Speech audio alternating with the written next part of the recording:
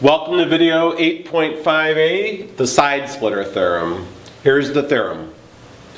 If a line is parallel to one side of a triangle and it intersects to their two sides, then it divides those sides proportionally.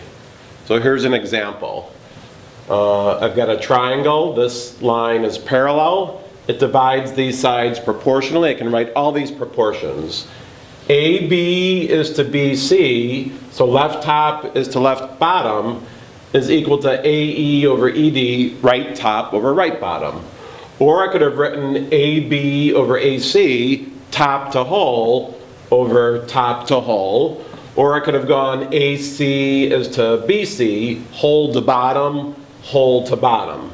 The key is just be consistent. Okay? So here's an example, example 1. BE is parallel to CD. That's how the side splitter theorem works.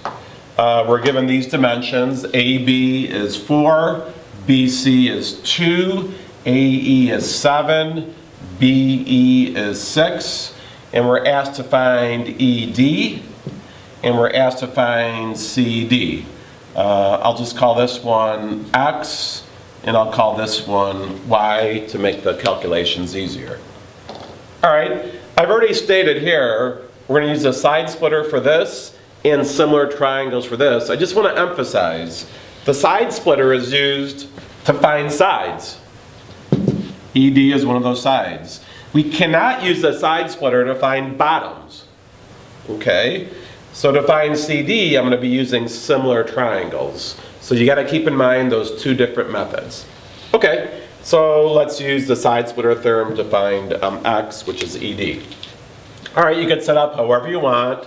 You could say X is to 7, X is to 7. Now we're going to be consistent. That would be 2 is to 4. So I went bottom to top, and then I cross multiply. And I got 4x equals 14, x equals 14 over 4, x equals 7 halves, and that's the same as ED. So ED equals 7 halves. Okay, now I'm going to find CD, and again I can't find that by the side splitter theorem. I'm going to use similar triangles. How do I know I've got similar triangles?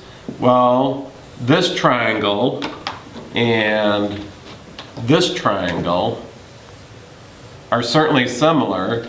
They have that angle the same measure and corresponding angles over here and over there as well. Okay, so I know I've got similar triangles. Let's set up a proportion with the similar triangles. So I want to find what, so I could just say this. I could just say small things are to big things. So I could say this small x is to this big y. Then I've got to keep the proportion, something I know, this small 4, and this is where students make a mistake, to this big 6. Okay, so again, setting up proportion. Then I can just cross multiply. So we get 4y equals 36, divide by 4, divide by 4, y equals 9, so CD equals 9. So there you have it, the side splitter theorem in an example using that, along with similar triangles.